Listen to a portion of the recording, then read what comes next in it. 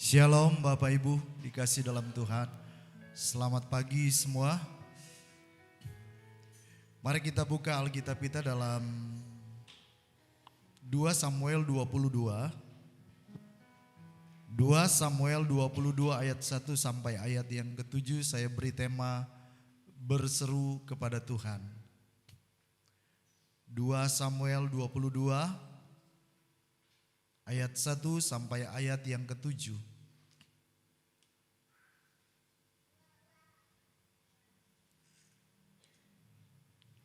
Nyanyian syukur Daud. Daud mengatakan perkataan nyanyian ini kepada Tuhan pada waktu Tuhan telah melepaskan dia dari cengkraman semua musuhnya dan dari cengkraman Saul. Ia berkata, "Ya Tuhan, bukit batuku, kubu pertahananku dan penyelamatku.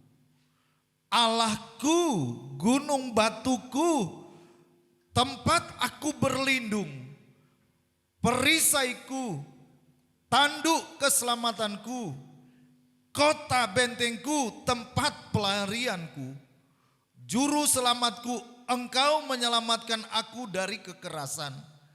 Terpujilah Tuhan seruku, maka aku pun selamat daripada musuhku. Sesungguhnya gelora-gelora maut telah mengelilingi aku, banjir-banjir jahanam telah menimpa aku, tali-tali dunia orang mati telah membelit aku, perangkap maut terpasang di depanku. Ketika aku dalam kesesakan, aku berseru kepada Tuhan, kepada Allahku aku berseru, dan Ia mendengar suaraku dari baitnya. Teriakku minta tolong masuk ke telinganya." Saudara, kita nyanyikan pujian dari lagu syair ini. Ketika aku berada dalam kesesakan, Engkau mempertahankan hidupku ini, dan tangan kananmu menopang hidupku. Yesus akan menyelamatkan hidup. Haleluya, puji Tuhan. Sekali lagi.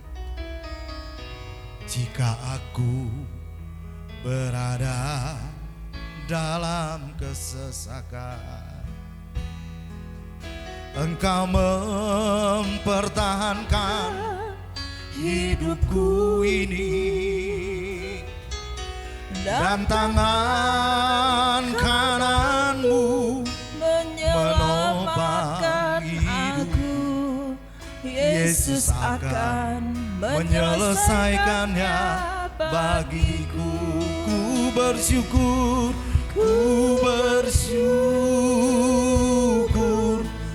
buat kasih-Mu yang tak pernah berubah. Ku bersyukur buat kebaikan-Mu sekarang dan selama-lamanya. Ku bersyukur buat kasih-Mu yang tak pernah berubah.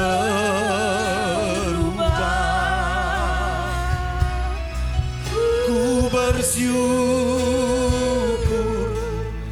buat kebaikan-Mu sekarang dan selama-lamanya. Saudara, syair lagu ini ditulis dalam kitab 2 Samuel ini, kemudian diulang lagi ditulis di kitab Mazmur. pengalaman Raja Daud ketika dia sedang mengalami kesesakan. Saudara, kesesakan adalah bagian yang tak terelakkan. Kesesakan adalah bagian yang tak terelakkan dalam perjalanan kita bersama Kristus. Di dalam kesesakan itu termasuk di dalam kesukaran, beban hidup, sakit penyakit, bahkan ada penindasan dan permusuhan. Semua ini terkandung dalam arti, apa artinya itu kesesakan. Daud menceritakan pengalaman hidupnya ketika dia sedang berada dalam kesesakan.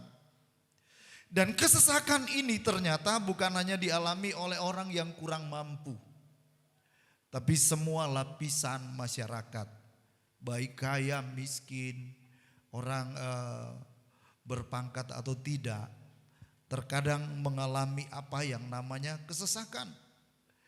Daud menggambarkan bahwa Tuhan telah melepaskan dia, mulai dari dia waktu masih remaja disuruh menjaga kambing domba 2-3 ekor di padang gurun, di padang rumput. Dia dengan penuh tanggung jawab, dia sudah berhadapan dengan singa, dia sudah berhadapan dengan beruang, tetapi Tuhan melepaskan dia. Ketika dia mulai beranjak remaja, firman Tuhan berkata dia masih kemerah-merahan. Dia harus berhadapkan dengan Goliat yang besar, yang dikatakan seperti raksasa. Tapi dia mengalami bagaimana Tuhan meluputkan dia dari kesesakan ini. Dan hal yang berikutnya, ketika dia merasa dia bersama dengan keluarganya, dia sudah berjuang baik-baik, dia sudah mempertaruhkan nyawa. Tapi kemudian Raja Saul berusaha untuk membunuh dia. Satu waktu ketika dia pulang berperang, orang-orang yang ada di Yerusalem memuji-muji Daud. Saul mengalahkan beribu-ribu orang, tapi Daud berlaksa-laksa. Artinya berpuluh-puluh ribu orang. Daud lebih banyak gitu. Nah, secara perasaan Saul sakit hati. Saul sakit hati. Kok Daud lebih hebat dia? Dan dari kepahitan itu, dari kebencian itu, tumbuhlah akar pahit. Dari akar pahit ini, kemudian dia bertumbuh menjadi niat untuk membunuh orang. Apa yang terjadi? Ada beberapa kali Daud dilempari dengan tombak untuk Saul membunuh Daud. Tapi inilah yang Daud bilang, Tuhan meluputkan aku dari kesesakan. Haleluya. Berapa kali Daud sampai dia lari di padang gurun, dia lari di bukit-bukit batu, dia lari di goa-goa. Ada berapa kali dia sudah terkepung dengan pasukan Saul yang ingin membunuh dia. Pada satu waktu dia berada di gua Adulam. Mereka kumpul di sana. Dan pasukan Saul sudah datang masuk dan mengepung. Tapi Tuhan meluputkan. Pada satu waktu dalam cerita ini, Daud sudah sangat terjepit. Dan pasukan Saul sudah datang mengepung mereka di satu tempat. Dan tiba-tiba sudah mau sampai di tempat. Tiba-tiba ada kabar Saul harus pulang ke Yerusalem. Karena ada kejadian yang lebih penting. Disinilah dia berkata, Tuhan meluputkan. Apa yang kita lihat digambarkan dalam ayat 5 ayat yang ke-6. Sesungguhnya gelora-gelora maut telah mengelilingi aku. Banjir jahanam telah menimpa aku. Tali-tali dunia orang mati telah membelit aku. Perangkap-perangkap maut terpasang di depanku. Gambaran saudaraku, ada gelora-gelora maut. Ada gelombang-gelombang yang besar yang siap menggulung hidupnya. Ada gelora ini. Saya melihat arti gelora ini gelombang-gelombang yang besar. Datang menyerang, mengeliling aku. Dia memberikan kiasan. Banjir jahanam sudah menimpa aku. Ayat yang ke-6.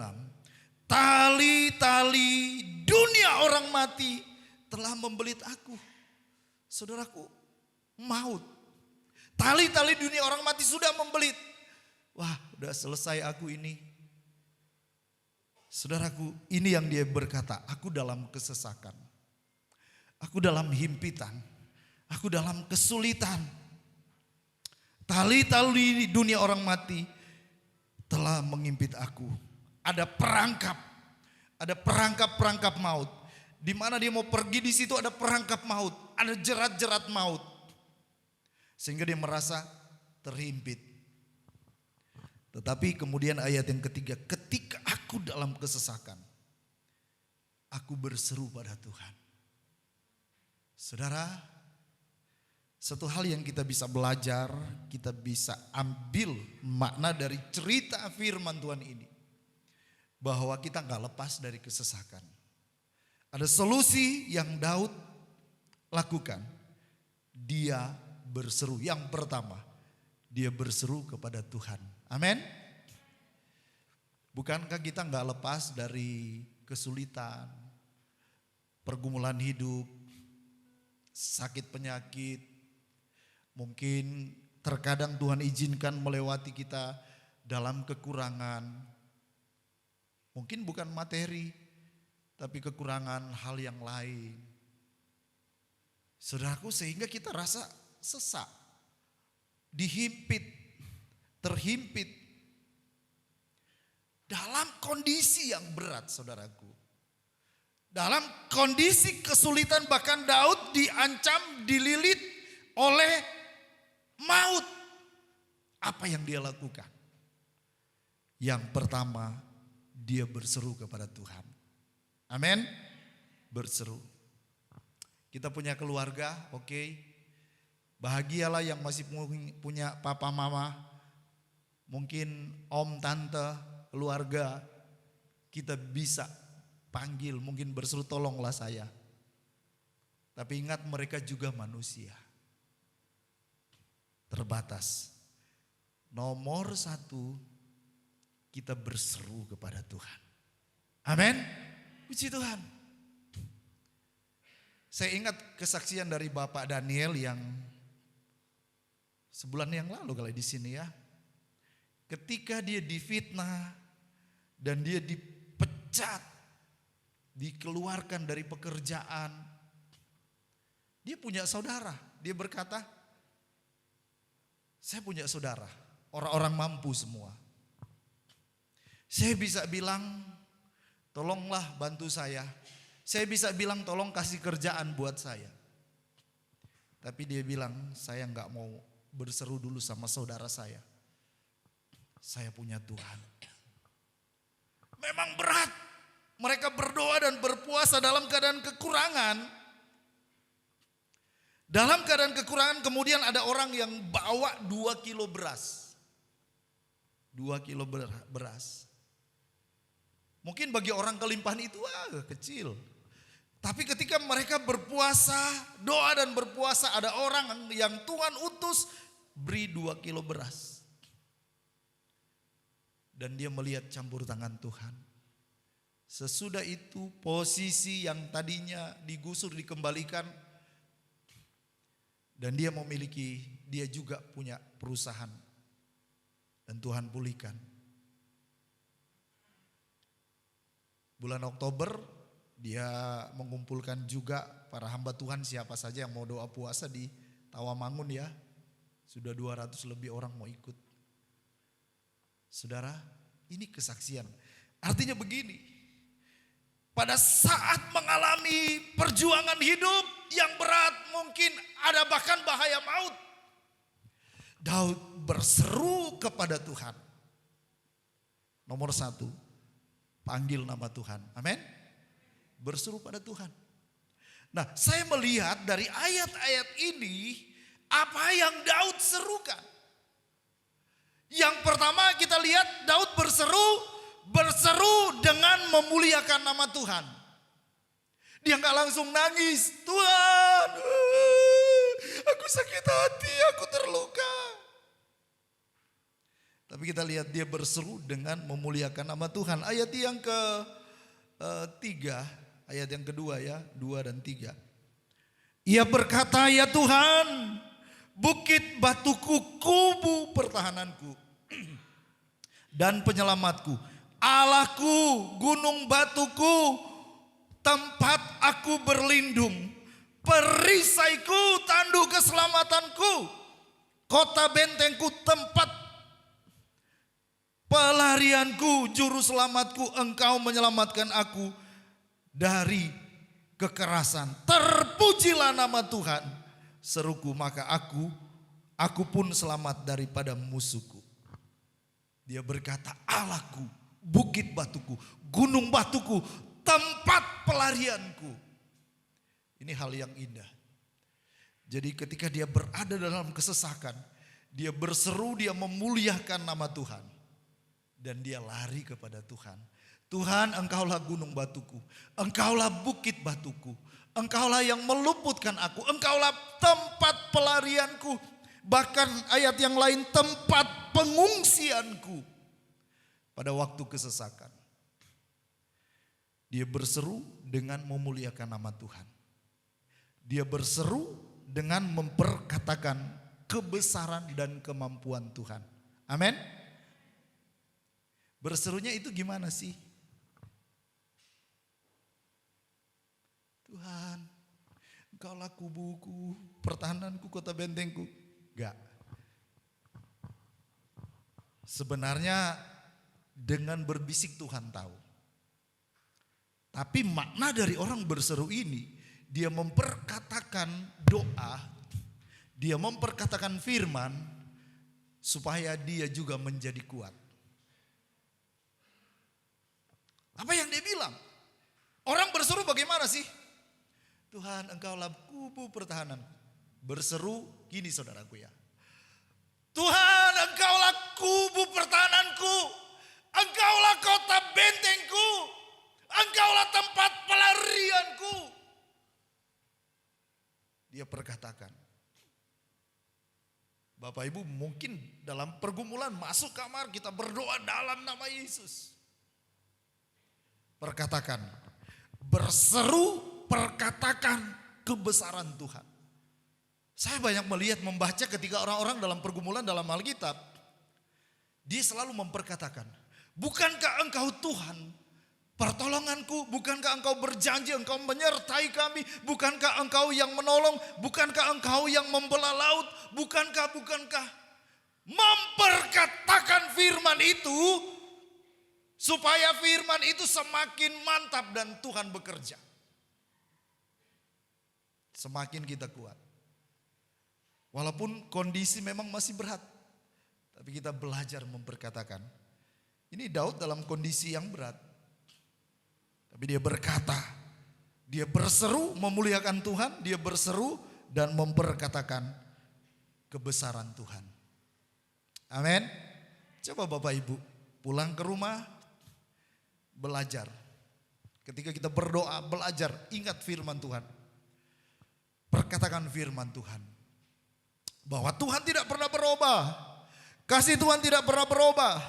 Allahku besar, dia terlebih besar dari pergumulanku, dia terlebih besar dari persoalanku, dia terlebih besar dari masa depanku. Walaupun masa depan kita mungkin masih abu-abu gak jelas. Perkatakan dalam nama Yesus, Tuhan lebih besar dari masa depanku. Tuhan ada di minggu depan, Tuhan ada di tahun depan. Belajar perkatakan dengan iman. Puji Tuhan. Nah saudaraku yang kekasih, berseru mohon pertolongan. Mohon pertolongan. Jadi bukan cuma berseru, berdoa, minta dan mohon pertolongan. Mazmur 121 ayat 1 sampai ayat yang kelima. Nyanyian Siara. Aku melayangkan mataku ke gunung-gunung. Dari manakah akan datang pertolonganku? Pertolonganku ialah dari Tuhan yang menjadikan langit dan bumi. Ia takkan membiarkan kakimu goyah. Penjagamu tidak akan terlelap. Sesungguhnya tidak terlelap dan tidak tertidur penjaga Israel. Tuhanlah penjagamu, Tuhanlah naunganmu di sebelah tangan kananmu. Kemudian Mazmur 50 ayat 15, berserulah kepadaku pada waktu kesesakan, aku akan meluputkan engkau dan engkau akan memuliakan aku. Apabila orang-orang benar, Mazmur 34 ayat 17, apabila orang-orang benar itu berseru-seru, maka Tuhan mendengar dan melepaskan mereka dari segala kesesakannya. Banyak kata berseru ketika kita dalam pergumulan. Saudaraku, ayat dari Mazmur 121, aku melayangkan mataku ke gunung-gunung. Gambaran gunung ini Bapak Ibu, pergumulan. Gambaran gunung ini bicara masalah-masalah. Gunung-gunung, masalah-masalah, persoalan. Pemazmur berkata, aku melayangkan mataku ke gunung-gunung. Dari manakah datangnya pertolongan? Pertolonganku datangnya dari Tuhan. Tuhan bisa punya banyak cara menolong saudara dan saya. Tuhan bisa pakai keluarga kita, orang lain. Dan bagi Tuhan tidak ada yang mustahil. Kita berseru terus kepada Tuhan dengan iman memperkatakan firman Tuhan. Puji Tuhan. Berseru dalam pengharapan. Yang ketiga, Roma 5 ayat 5, dan pengharapan tidak mengecewakan karena kasih Allah telah dicurahkan dalam hati kita oleh Roh Kudus yang telah dikaruniakan kepada kita. Dan ketekunan menimbulkan tahan uji dan tahan uji menimbulkan pengharapan. Roma 5 ayat 4. Roma 15 ayat 13. Semoga Allah sumber pengharapan memenuhi kamu dengan segala sukacita dan damai sejahtera dalam iman kamu, supaya oleh kekuatan Roh Kudus kamu berlimpah-limpah dalam pengharapan. Berseru dalam pengharapan, artinya kita berharap pada Tuhan. Dalam Mazmur 42 ayat 1, gak ditulis di situ ya Selin. Air mataku menjadi makananku siang dan malam. Daud menceritakan kondisinya. Tetapi kemudian dia berkata, dia menguatkan dirinya, dia bilang berharaplah kepada Tuhan. Hai jiwaku, berharaplah kepada Tuhan. Dalam kondisi himpitan, tekanan yang berat, saudara, Daud itu orang kaya, pemimpin dihormati, tak kekurangan dalam masalah kebutuhan. Tapi dia menuliskan, ada kisah-kisah dia berkata, air mataku menjadi makananku siang dan malam. Ternyata air mata itu bukan cuma bagi orang yang kekurangan materi atau dalam tidak dihargai atau gimana. Semua orang bisa meneteskan air mata. Kadang-kadang kita melihat, kita merindukan, kita membandingkan hidup kita dengan orang lain. Kenapa ya aku gak seperti dia? Sementara si dia itu melihat lagi, membandingkan hidupnya dengan orang lain. Salah satu resep, negara Finlandia adalah negara yang nomor 1 paling bahagia di dunia. Berapa tahun dia selalu berapa kali ranking 1. Salah satu tip adalah tidak membandingkan hidup kita dengan orang lain. Nah saudaraku, Daud pernah ngalami makanan, air mataku itu menjadi makananku siang dan malam. Tapi kemudian dia berkata kepada jiwaku, hai jiwaku berharaplah kepada Tuhan. Kita berseru dalam pengharapan kita kepada Tuhan. Amin. Puji Tuhan. Yang keempat, yang terakhir, berseru dalam iman atau kepercayaan penuh. Mazmur 28 ayat 7. Tuhan adalah kekuatanku dan perisaiku. Kepadanya hatiku percaya. Sekali lagi ya. Tuhan adalah kekuatanku. Tuhan adalah perisaiku. Kepadanya hatiku percaya. Aku tertolong sebab itu beria-ria hatiku. Dan dengan nyanyianku aku bersyukur kepadanya. Mazmur 56 ayat 3. Waktu aku takut, aku ini percaya kepadamu. Markus 11 ayat 24. Karena itu aku berkata kepadamu, apa saja yang kamu minta dan doakan, percayalah bahwa kamu telah menerimanya, maka hal itu akan diberikan kepadamu. Puji Tuhan. Kita berseru, kita berdoa, kita berseru kepada Tuhan dengan kepercayaan penuh. Kita berseru dalam nama Yesus. Kita percaya Tuhan sanggup tolong kita. Amin. Tuhan memberkati kita semua. Mari semua kita bangkit berdiri.